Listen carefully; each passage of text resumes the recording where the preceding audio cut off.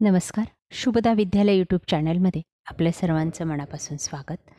आज आपण महावाचन उत्सव 2024 या संदर्भामध्ये आपण वाचलेल्या पुस्तकाचा सारांश अभिप्राय या ठिकाणी अभ्यासणार आहोत.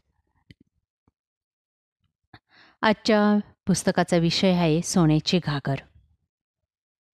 बघा हा अभिप्राय कशा पद्धतीने लिहायचा. सर्वप्रथम आपल्या शाळेचं नाव, त्यानंतर विद्यार्थ्याचं नाव, इयत्ता, आपला रोल नंबर, वाचलेल्या पुस्तकाचं नाव ते आहे सोन्याची घागर आणि लेखकाचं नाव आहे नारायण निखाते. बघा या पुस्तकाचा सारांश कशा पद्धतीने लिहायचा. मी वाचलेल्या पुस्तकाचं नाव सोन्याची घागर आहे.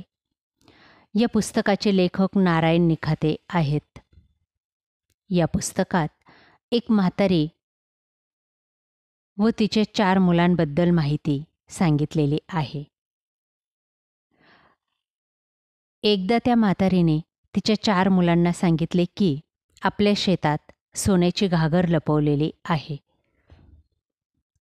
हे ऐकून धनाच्या लालसेपोटी ती 4ही मुलं शेतात जाऊन पूर्ण शेत खोदून टाकतात, पण त्यांना त्या ठिकाणी काहीही सापडत नाही. घरी आल्यावर ते आपल्या म्हातारीला शिव्या देऊ लागतात. तेव्हा त्यांची आई त्यांना सांगते की तुम्ही सर्व मुलं आळशी आहेत आणि तुमचा आळशीपणा घालवण्यासाठी मी तुमची परीक्षा घेतली होती, कारण तुम्ही कधीच शेतात गेले नसते. आता शेतात गेलेच आहात, शेत नांगरलेलंच आहे, तर आता शेतामध्ये बी पेरा आणि त्याच्यातूनच तुम्हाला खरं सोनं मिळेल. अशा प्रकारची माहिती या पुस्तकामध्ये दिलेली. हे पुस्तक मला खूप आवडलं. धन्यवाद.